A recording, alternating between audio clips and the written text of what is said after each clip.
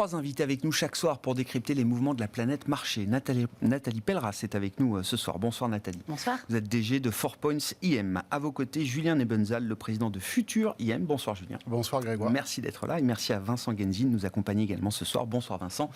Ravi de vous retrouver. Vous êtes directeur de la stratégie de Cholet Dupont Oudart. Vincent, un commentaire sur le chiffre du jour et la réaction des marchés après la publication donc, de l'inflation américaine pour le mois d'avril, l'indice CPI, les prix à la consommation. On voit quand même une diffusion continue de l'inflation dans l'économie américaine. Et ce chiffre ne dément pas cette idée-là aujourd'hui. Si on attend une décélération de l'inflation, c'est par rapport à des comparaisons qui vont devenir plus favorables. Donc on peut très bien avoir une inflation annualisée sur un mois qui reste forte, mais par addition sur les 12 mois, on a quand même une inflation un petit peu moins forte. C'est ce que l'on voit dans les chiffres que tu commentais tout à l'heure. Donc j'aurais tendance à dire que ça va dans le bon sens, pas suffisamment, pas autant que le marché l'attendait, mais c'est peut-être aussi pour ça que la réaction des marchés, après avoir été très volatile, s'est plutôt stabilisée. Notamment sur les marchés des actions, qui abordaient cette publication dans des niveaux techniques de survente, un pessimisme très très important également aux États-Unis, et après que depuis hier, on ait touché des niveaux de support très très importants. Donc, à la réflexion, il n'est pas étonnant que les marchés actions rebondissent. À la limite, le chiffre aurait même été un petit peu moins bon, on aurait quand même rebondi. Par contre, la réaction sur le marché obligataire montre bien que ce n'est pas suffisant pour se dire, OK, on sait que la Fed va s'arrêter un jour ou l'autre au niveau qu'elle a prévu. Voilà, il faut que l'inflation baisse davantage. Il y a toujours un risque aujourd'hui que la Fed ait besoin d'en faire un peu plus encore, sachant qu'elle prévoit d'en faire déjà pas mal, c'est-à-dire 3 hausses de 50 points de base consécutives, déjà une qui a été délivrée, 2 autres à venir sur les meetings de juin-juillet, ça c'est ce qui a été signalé, verrouillé d'une certaine manière par Jérôme Powell la semaine dernière. Le risque est toujours qu'à un moment la Fed ait besoin d'en faire peut-être encore un peu plus. Oui, ce qui compte c'est le point d'arrivée en 2023. Si on arrive à 2,75, ça peut le faire. Si on arrive à 3 ou plus... de quoi, d'inflation ? Non, de taux directeur. De taux directeur. Ça repoussera un peu plus les taux longs et ça met à mal les perspectives sur les marchés actions. Mais pour l'instant, je crois que les marchés redeviennent un peu plus raisonnables. Enfin, non, je ne devrais pas dire ça. Non, ce qu'on commence à voir quand même, c'est que... Le niveau de sensibilité a un peu baissé ?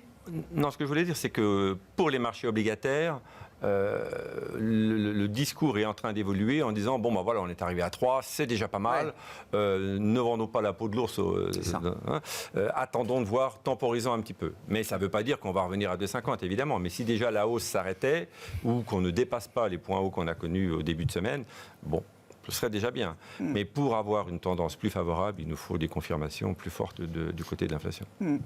Ça reste la pierre angulaire de la dynamique générale des marchés, cette question de l'inflation. Tant qu'on n'a pas vu le pic, tant qu'on n'est pas sûr que les banques centrales ne seront pas encore plus agressives que ce qu'elles ne sont déjà, c'est compliqué de bâtir une stratégie au-delà de quelques jours ou quelques semaines, Julien ? Alors, pour bâtir une stratégie, il y a d'abord le niveau économique. Et je suis beaucoup l'indice ISM manufacturier, qui est celui sur lequel j'ai la meilleure visibilité sur longue période. Il est quasiment à 55. C'est ce que je disais l'été dernier, c'est à peu près la cible qu'on devait atteindre à minima. Ce qu'on ne sait pas, c'est si on va aller de 55 à 52 en fin d'année. Ça, c'est une inconnue. Moi, je n'ai aucune réponse là-dessus. Il devait donc y avoir une traduction de ce ralentissement à l'intérieur des prix de bourse. Je crois que c'est fait, je crois que c'est acquis. Il y a, pareil, il y a 6-8 mois, personne ne parlait justement d'un ralentissement significatif. Maintenant, tout le monde l'acte et je pense que le marché escompte cela. Le deuxième point, c'est la politique monétaire. Que, pour ma part, je regarde surtout sur la partie des taux longs. Je crois que le vœu pieux des banquiers centraux, c'est simplement de normaliser la partie longue. Le reste, pour moi, c'est pas du marketing, mais c'est une manière de présenter les choses. Et on a atteint des niveaux intéressants aux USA.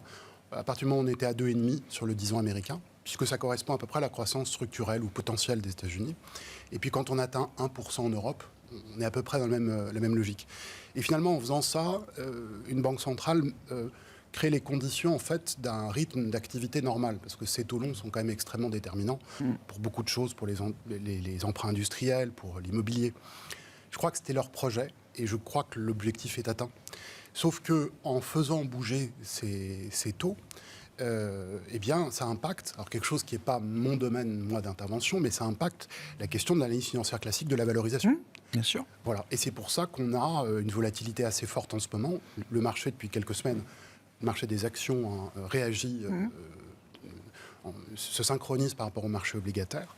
Et c'est logique, c'est logique. Vous dites là, oui, mais je reprends le point intéressant. On est bien calibré pour un rythme d'activité qui correspond à un ISM manufacturier à 55. Le marché, les prix de marché là sont calibrés sur cette idée-là, qui n'est pas l'idée d'une récession. Hein. Non, justement, c'est pour ça que la seconde partie d'année est pour moi assez incertaine. Selon mes modèles, moi, n'indiquent pas un passage de 55 à 50, sinon j'aurais été plus alerte plus rapidement. Ceci étant, quand j'avais le même type de raisonnement en 2008, il m'indiquait pas non plus la crise financière qu'on a connue. Donc il faut regarder tous les paramètres. Hein. La partie subprime est venue ajouter à la dynamique économique.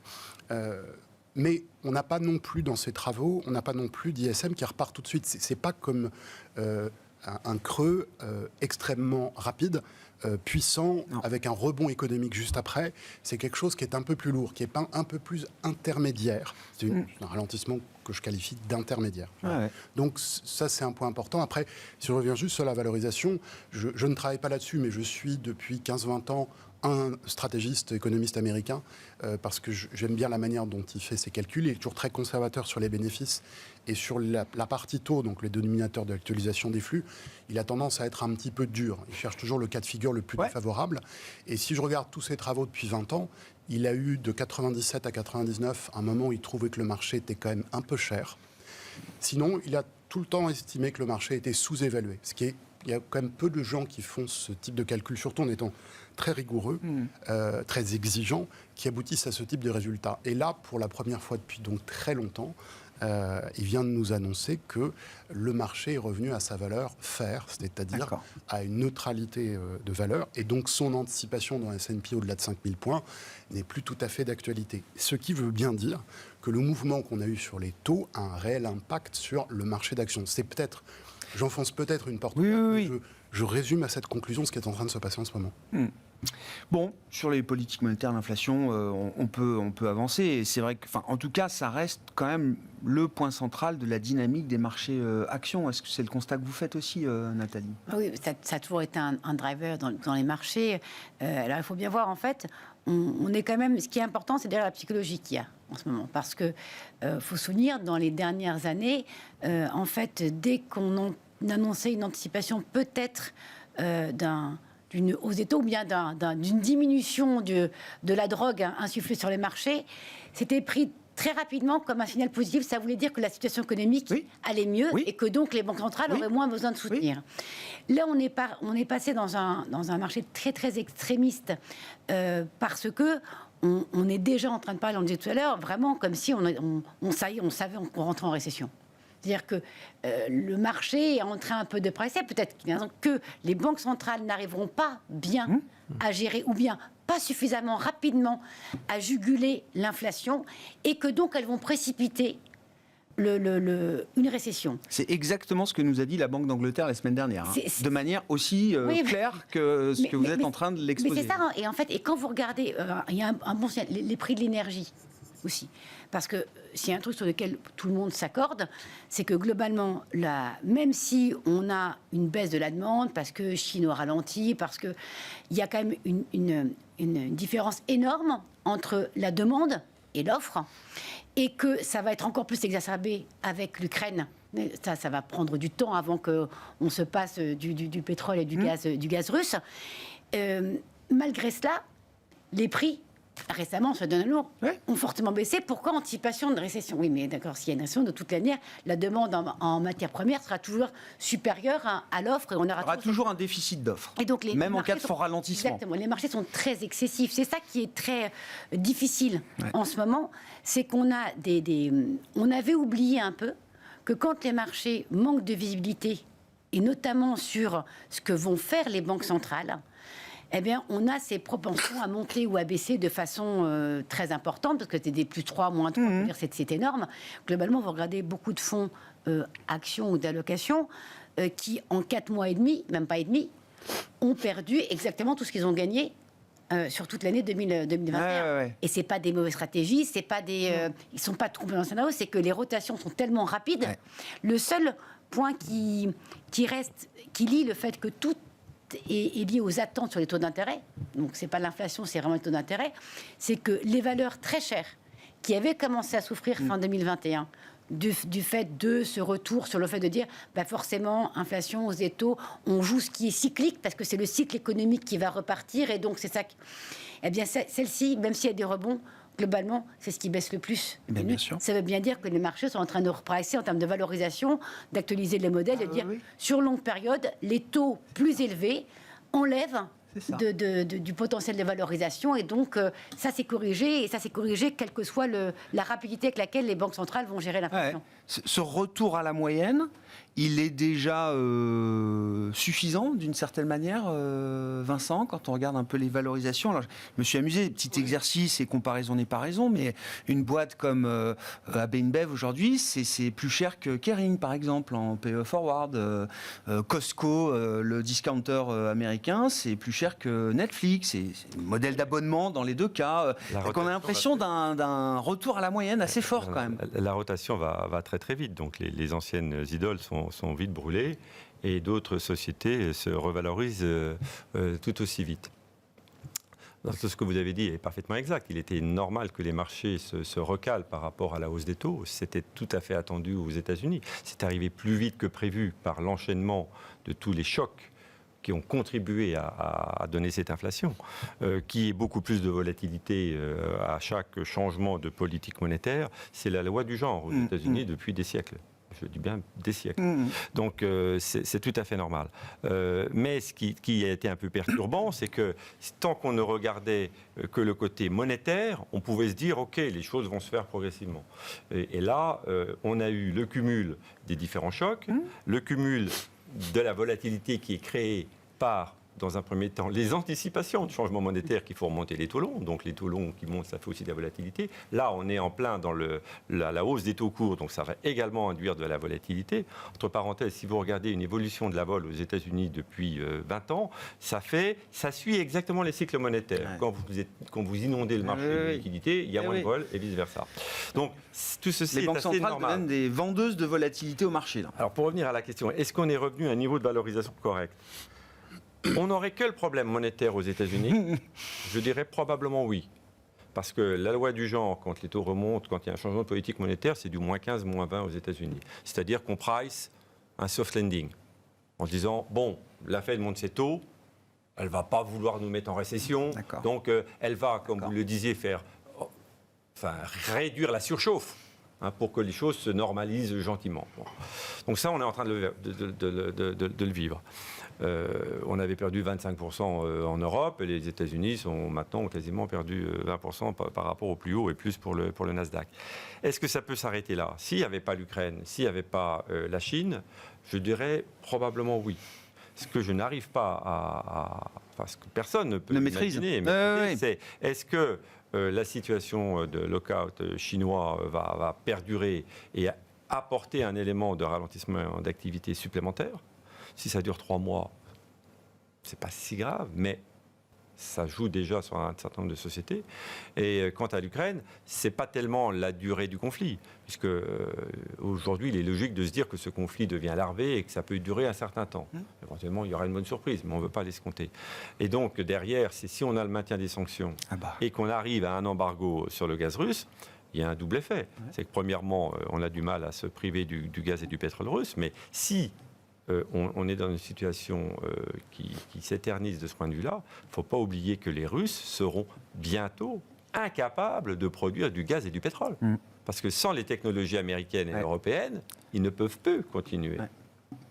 Et ça, c'est un problème structurel. Au niveau de l'offre, ça va réduire aussi la Russie ne sera plus jamais le producteur de gaz et de pétrole qu'elle a été. Le niveau de production de gaz et de pétrole russe, s'ils sont obligés d'arrêter les puits, ne reviendra jamais au niveau... Non, je dis pas ça. Je dis pas ça. Je dis qu'à un moment donné, s'il n'y a pas d'investissement nouveau, on perd en capacité. Ça ne veut pas dire qu'on a perdu les réserves et qu'on ne peut pas revenir au niveau de production qu'on avait avant, mais ça prendra du temps. Regarde l'Irak, qui est loin d'avoir retrouvé ses niveaux de production, et l'Iran encore pire.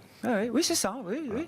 Mais bon, je parle de l'Iran, ça veut dire qu'il y a aussi d'autres sources qu'on peut exploiter, mais tout ceci ne se fait pas du jour au lendemain. Donc il est clair qu'on a la volatilité de la politique monétaire, la volatilité des marchés, la volatilité des prévisions économiques, la volatilité des résultats, ou des anticipations de résultats, qu'on n'a pas encore vraiment vu, mais qui va aussi arriver.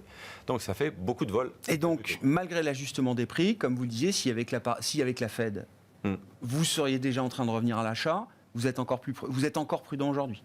Oui, je suis encore prudent. Je pense qu'on était ces derniers jours, on était très survendu. Donc, on va bien voir si on a une petite capacité de rebond de quelques pourcents, c'est possible, assez technique. Mais comme le chiffre n'était pas non plus excellent, j'ai un petit peu peur qu'on vienne rebuter sur les seuils précédents. Sur le CAC, ça doit être un 6004 ou quelque chose comme ça. On a du mal à déborder, les sommets, les petits sommets récents. Ça y est, là. Parce que là, on commence à être vraiment dans une tendance un peu baissière. Les points hauts sont moins hauts et les points bas sont plus bas. Donc ça donne aussi une mauvaise psychologie. Et à partir du moment où on rentre dans des marchés de psychologie, on ne sait pas comment ça évolue. Et ça peut aller très vite. Donc il faut rester un peu prudent à cause de ça. Psychologie, Julien Ebenzahl. Est-ce qu'on peut espérer un rebond de bear market? Est-ce que c'est le mieux qu'on puisse espérer à ce stade? Est-ce que, je ne sais pas, dans la manière dont vous regardez évoluer la psychologie de marché, est-ce qu'on est arrivé à un point quand même où l'absence de mauvaises nouvelles supplémentaires serait déjà un facteur de soutien peut-être sur ces niveaux de prix pour les marchés actions en l'occurrence? On a un contexte de pessimisme en quelque sorte qui est quand même bien. Mûr. La réalité. Bien mûr. Oui, vous parliez tout à l'heure, vous compariez Netflix, je crois, avec Costco. Ouais, j'ai pris Costco, mais je crois que... Oui, mais c'est intéressant parce que sur votre plateau, septembre ou octobre dernier, un gérant expliquait que finalement, ces grandes entreprises du Nasdaq, là, les plus célèbres d'entre elles, elles auraient une croissance non pas infinie, bien sûr, mais enfin tellement soutenue pour les années qui allaient suivre, etc., etc. Et je sentais, c'était plus de la conviction, quoi. Ouais. C'était en fait vraiment de se laisser entraîner par quelque chose qui a été réellement spectaculaire. Soit on garde raison, on est prudent, soit on décide d'aller dans ce sens de l'histoire. Ça m'a beaucoup marqué. Et je prends les données là que vous rappelez, Costco, Netflix, comme vraiment montrer que nous avons inversé totalement la polarité. Si on prend un autre exemple, c'est celui de, je crois que vous avez cité le PER de Kering, c'est ça? Alors Kering, ça doit être à 14, et voilà. J'ai mis en face AB InBev qui doit se payer 17, le forward PE. Et donc ça n'est toujours pas mon domaine. C'est pas les mêmes retours sur capitaux de côté, donc c'est pas les mêmes dates. Oui, voilà. Le price earning. Mais c'est pour donner une idée de ce qui se passe dans le marché quand même. Le price earning. Non,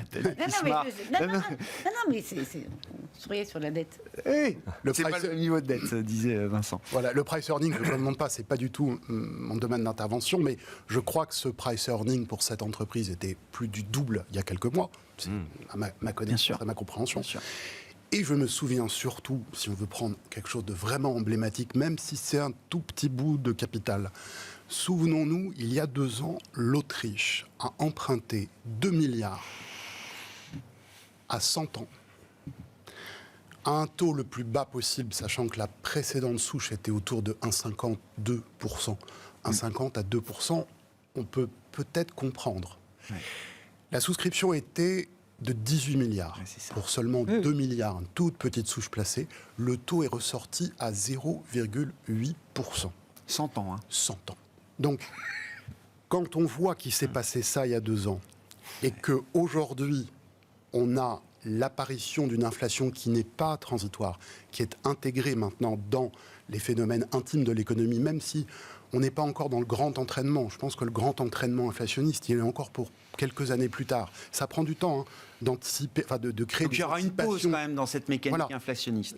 Pour créer des anticipations fortes chez tous les intervenants, on ne le fait pas en quelques mois. Non. Il suffit de se promener, non pas sur un marché financier, mais sur un marché de nos marchés quotidiens, pour voir que les gens parlent de tassement de prix, le souhaitent, l'espèrent. Personne n'anticipe le maintien de ces hausses si fortes. Donc, nous sommes en ce moment vraiment par polarité à l'inverse de tout ça. De la même manière, je parlais des GAFA, des taux, etc.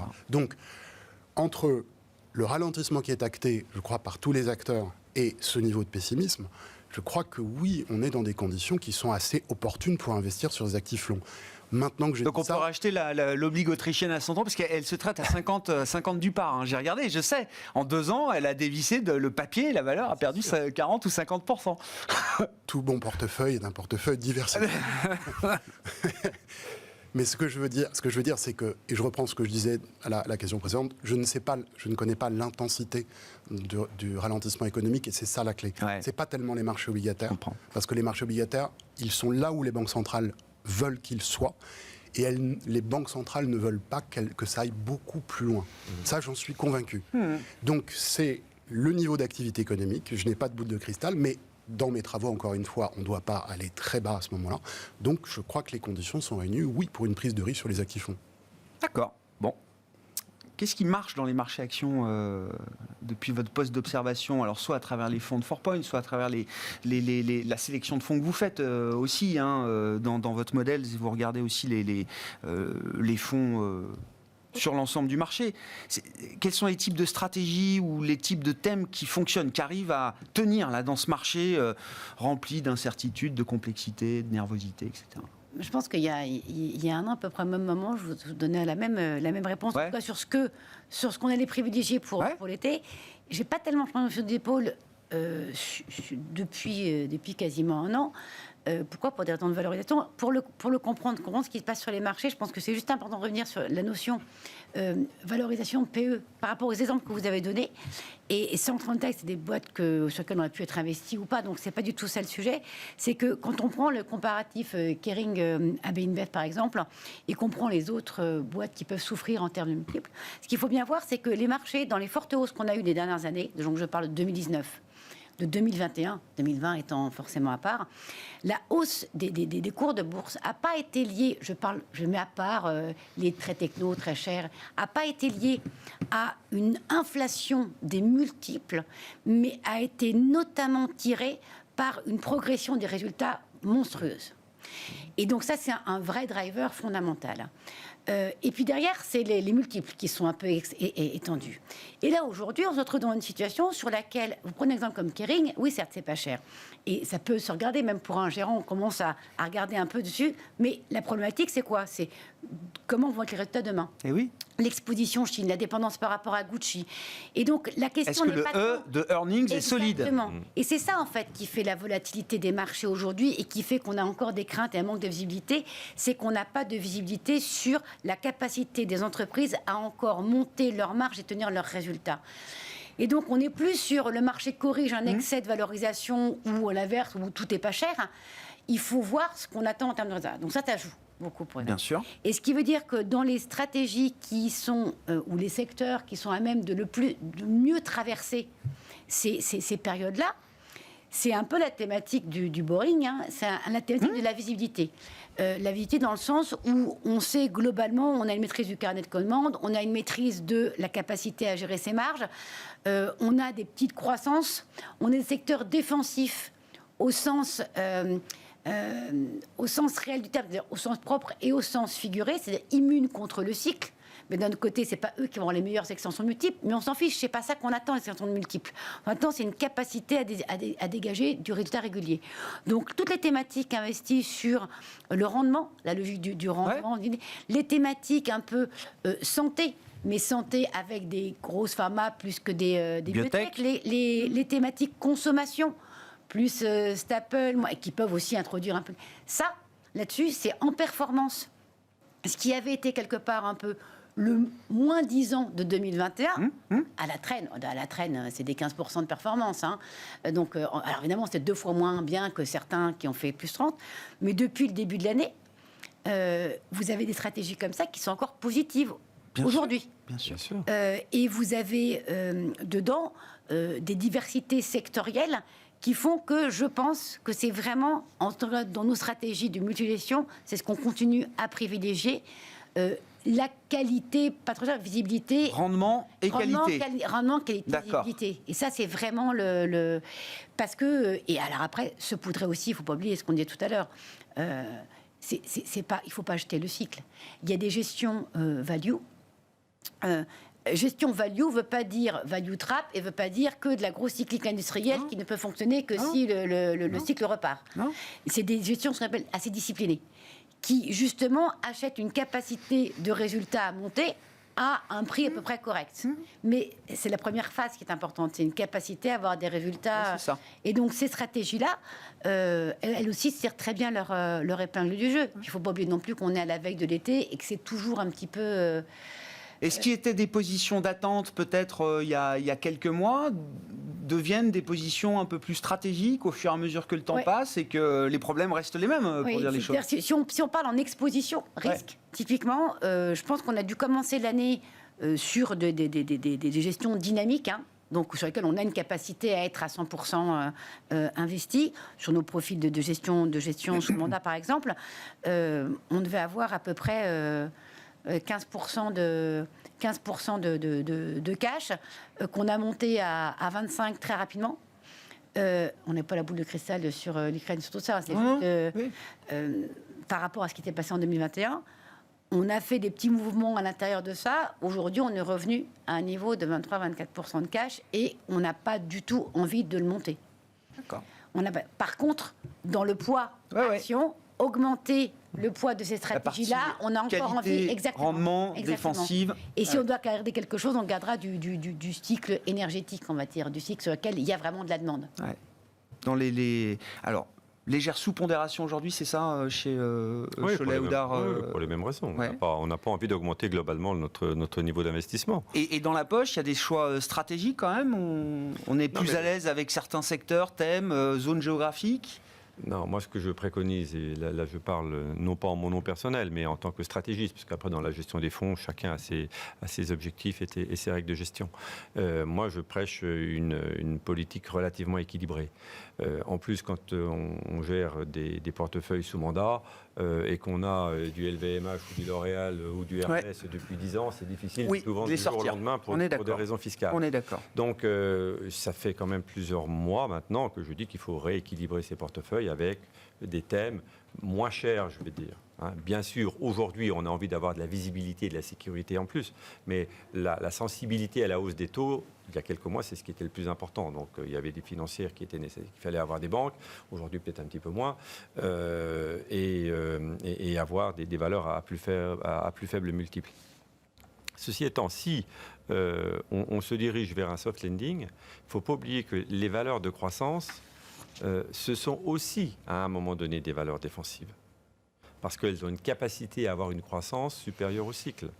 Il y a plus de résistance parfois dans un LVMH que dans, je sais pas, je ne parle même pas de Saint-Gobain, mais enfin... Voilà, c'est des secteurs qui sont bons. Mais aujourd'hui, on ne pouvait pas aller sur ces secteurs-là, dans cette optique-là, parce qu'ils étaient beaucoup trop chers. Bon, à partir du moment où on aura un peu plus dégonflé la bulle de valorisation sur des technos dont les marges restent colossales, qui n'ont pas de problème de pricing Le caractère power, défensif sera à nouveau un peu plus visible.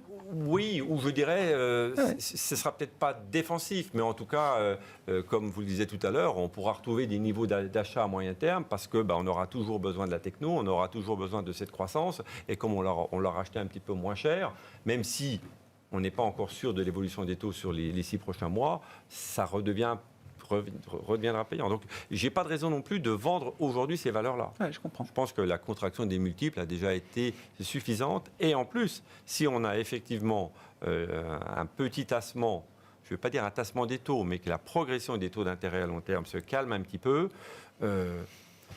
ça fait combien de temps qu'on n'a pas vu de surperformance de la value ?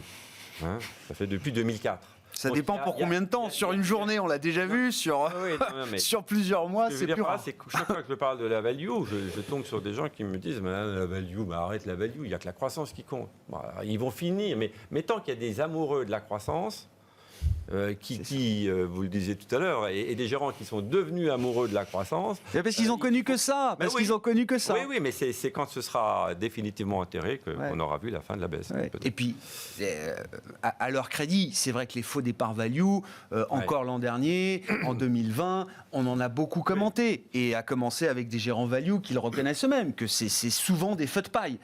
C'est vrai, mais ce qui me faisait peur quand je parlais de la value, c'est qu'aux États-Unis, sur les 20 dernières années, les périodes où la value a surperformé, généralement, c'était des phases difficiles pour les marchés. Donc, c'est un peu ce qu'on est en train de voir. En fait, la value résiste mieux que la croissance, mais elle baisse quand même. Est-ce qu'il y a... Alors, s'il faut se réexposer, c'est ce que vous disiez, Julien, c'est assez nouveau dans votre discours. Est-ce qu'il y a des paris thématiques, sectoriels, géographiques à faire? Je n'en ai pas fait. Donc voilà, je suis passé à côté des 2-3 petites choses, je pense qu'il aurait fallu faire, mais qui ont été très compliquées à mettre en œuvre. Le dernier choix sectoriel, c'était la banque, mais j'ai arrêté à l'été dernier au moment où on a réduit l'exposition sur les actions. En fait, on a beaucoup travaillé sur l'exposition pure et dure, classique, pour tomber à 0%. Donc on est resté pendant 6 à 8 mois à 0%. Et là, on est revenu... Et on est revenu à 100%. On n'est pas revenu à 30%. On est revenu à 100%, ce qui est une décision en soi. Après, ce qui aurait été intéressant, mais c'était compliqué de rentrer, c'était de faire le couple énergie-produit de base sur le deuxième semestre. Mais je n'ai pas pu trouver les conditions d'intervention avec une gestion du risque. Donc j'ai été obligé de rester à l'écart de ça. Là, je pense que ça va redescendre et qu'il y aura peut-être d'ici la fin d'année une nouvelle opportunité. En tout cas, c'est pas... Là, je ne suis... C'est pas maintenant que vous achetez l'énergie, les ressources de base spécifiquement. Voilà. J'aimerais construire aussi une ligne sur la santé, mais c'est aller très très vite. C'est très compliqué à gérer, ça aussi. Donc voilà ce que je n'ai pas pu faire. Et ce que, en dehors d'être à 100% action, ce que j'essaie de faire, de regarder, c'est est-ce qu'il n'y a pas une ou deux thématiques un petit peu à côté qui sont pour quelques mois intéressantes. Je pense notamment aux utilities, pris globalement comme un secteur, sur lequel j'ai une perception un peu de robustesse relative. Alors ça pourrait correspondre au fait que les marchés obligataires cessent de baisser, que donc les taux longs sont là où les banques centrales veulent qu'ils soient. Ça rentrerait dans cette logique. Ce contexte, d'ailleurs, devrait permettre une amélioration de certaines valeurs de croissance, et notamment celles qui sont, par les analystes financiers et les gérants, reconnues comme les plus robustes, les plus solides, le meilleur pricing power, etc. Mais j'ai l'impression que là-dedans, les utilities aussi vont peut-être avoir quelque chose à faire. Alors, il y a toute la notion de la transition, il y a la problématique aussi géopolitique qui est en train de s'inscrire maintenant à l'intérieur de l'Europe, qui peut avoir un impact aussi sur ces entreprises. Donc je vois sur le fond beaucoup de choses. Après, en termes de comportement, c'est délaissé, c'est clairement délaissé. Donc c'est intéressant parce que peu de gens sont dessus, il n'y a pas d'optimisme particulier.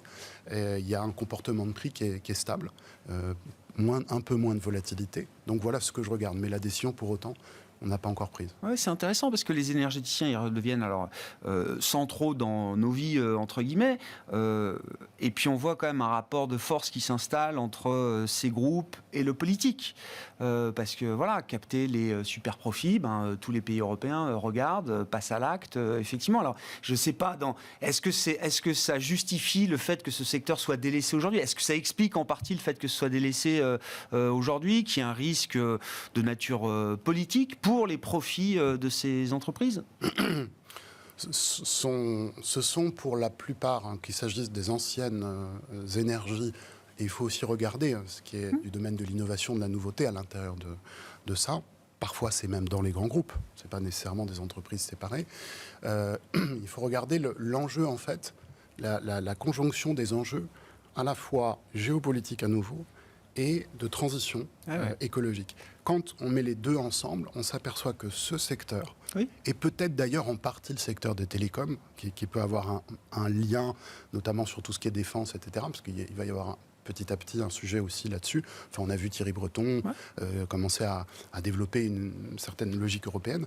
Mais je dirais que le terrain de fond des utilities est vraiment très intéressant parce que c'est la conjonction de ces deux sujets. Il se trouve après que, du point de vue du comportement, c'est bien parce que ce secteur n'est pas aujourd'hui sous pas exubérant, il faut de la rampe, exactement. Très intéressant. Saint-Gobain, est-ce qu'il faut déconstruire Saint-Gobain? Nathalie, c'est la petite histoire du jour avec l'arrivée d'un activiste, donc un faux anglo-saxon, Bluebell, qu'on a connu notamment chez Danone il n'y a pas très longtemps. Bon, ils n'ont pas petite portion du capital, hein, mais ça suffit déjà à mener une campagne. Il faut faire partir le président Pierre-André de Chalendar, et il faut recomposer les activités, et notamment l'idée d'un spin-off. C'est assez classique, j'allais dire, dans les stratégies des activistes, mais quand vous regardez le cas Saint-Gobain de manière un peu fondamentale, est-ce qu'il y a, du travail à faire En fait, c'est vrai, pour ce groupe pencher sur l'histoire un peu, ouais, Saint-Gobain dessus, ça fait pencher longue histoire, dessus, une longue histoire, et c'est vrai que ces groupes-là, tout ce qui sont ce qu'on appelle des conglomérats, que ce soit dans la construction ou dans d'autres secteurs, leur vie, c'est l'accordéon. Il y a des phases dans les années 80-90, c'est beaucoup d'acquisitions, des rachats minoritaires, des acquisitions offensives, et on grandit. Et puis après, on rétrécit, on rationalise et on se recentre sur un core business pour redonner de la valeur. Et c'est vrai qu'en fait, Saint-Gobain, ça répond exactement à ça, parce qu'on peut souvenir des rachats minoritaires que Saint-Gobain a pu faire dans les années 90, hein, que ce soit dans la distribution, que ce soit dans le verre aussi, notamment en Espagne. Et puis, il y a eu cette opération sur Verallia qui a été reportée. Ce que je cherchais, je pensais que c'était eux qui l'avaient... Dans me souvenir, c'était eux qui l'avaient IPOté. Et en fait, non, ils l'ont vendu à Apollo en 2015, qu'ils n'arrivaient pas à la mettre en bourse. Donc c'est l'activité vert de Saint-Gobain, activité historique. Qui aujourd'hui, Verallia, en fait... Oui, tout à fait. Et cette activité-là, qui était vert, mais tout ce qui était vert de consommation, pas vert de construction. Et donc, cette logique de... On se recentre sur un secteur, un métier qui est la construction, et on vend le reste aussi pour leverager en termes de multiples. Et ça a servi à quoi? Depuis, en fait, ils ont beaucoup investi, notamment sur cette activité de distribution. Ouais. Et c'est vrai que l'activité de distribution en tant que telle, c'est un peu plus de 40% du chiffre d'affaires de Saint-Gobain, et c'est un quart du résultat opérationnel. Donc ça marge moins. Ils ont déjà redressé quand même pas mal les marges dessus. Donc c'est vrai que l'idée de se dire, si on vend un actif qui est aujourd'hui un pure player, on devrait avoir un re-rating du titre, puisque l'activité construction marge mieux et donc devrait avoir un multiple supérieur, d'autant que cette activité purement construction, elle bénéficie à plein de l'engouement sur tout ce qui est thématique environnementale, isolation, et donc Saint-Gobain est un... Il y a de la recherche, il y a de la technologie dans les matériaux de construction aujourd'hui, donc il y a de la valeur, il y a de la croissance, il y a quelque chose de... un petit peu plus. Oui. Et puis aussi, quand on regarde ce qui se passe dans le secteur, d'autres acteurs du même métier, CRH par exemple, ont déjà fait en fait ce move de vendre la distribution. Donc ce qu'applique, ce que demande Bluebell, c'est un peu à Saint-Gobain de faire quelque chose et de faire un peu comme ses concurrents l'ont fait en secteur, pour permettre on a eu une revalorisation, c'est juste vraiment une revalorisation des extraire la valeur de Saint-Gobain matériaux de construction. Parce que sinon, tout le travail qui a été fait et le re-rating du titre qui a déjà eu lieu par rapport à cette thématique isolation, c'est un peu derrière nous. Donc pour donner une nouvelle histoire et de nouveaux triggers à un investisseur, c'est en fait ces systèmes d'investissement à tiroir. Les activistes, ils aiment ça. Ils aiment pouvoir avoir tiré sur toutes les ficelles qui peuvent permettre un re-rating. Le départ du président, c'est plus parce que globalement, comme c'est sous sa houlette, puis il a gardé les deux pans président et DG pendant de nombreuses années, donc ça ne plaît pas aux activistes, notamment anglo-saxons. Et puis le développement, l'investissement sur cette partie distribution ayant été fait sous sa présidence et direction générale, de fait, c'est assez logique, il y a une cohérence entre les deux demandes. Donc, c'est un serpent de mer qui revient. Est-ce que ça aurait du sens? Oui. Est-ce que c'est le bon timing pour le faire? Est-ce que Saint-Gobain va le faire maintenant? Peut-être pas forcément, parce que c'est pas en moment où les marchés sont un peu aussi volatiles, ou c'est pas quand il y a la demande est plus faible que vous avez tiré la meilleure partie en termes de valorisation pour une session. Oui. Mais c'est une question stratégique qui mérite d'être posée pour un groupe comme Saint-Gobain. Oui, et qui est pas absurde en fait, qui est pas absurde, qui est logique. Et après, c'est logique que Saint-Gobain reste aussi dessus un peu. Ils ont dit qu'ils écoutaient tous leurs actionnaires. On verra jusqu'où l'histoire nous mène entre Bluebell et Saint-Gobain. C'est pas une folie que demande Bluebell, et ça pourrait avoir du sens. Oui, quelque chose de constructif. Oui. Mais garder la distribution pourrait aussi avoir du sens aussi, donc il n'y a pas de les deux. On verra comment la situation évolue. Voilà, c'était la petite situation spéciale du jour autour de Saint-Gobain. Merci à vous trois, on s'arrêtera là pour ce soir. Merci d'avoir été les invités de Planète Marché. Nathalie Pelleras, DG de 4PointCM, Vincent Genzi, directeur de la stratégie de Cholet Dupont Oudart, et Julien Nebenzal, le président de Futuriem, étaient les invités de Planète Marché ce soir.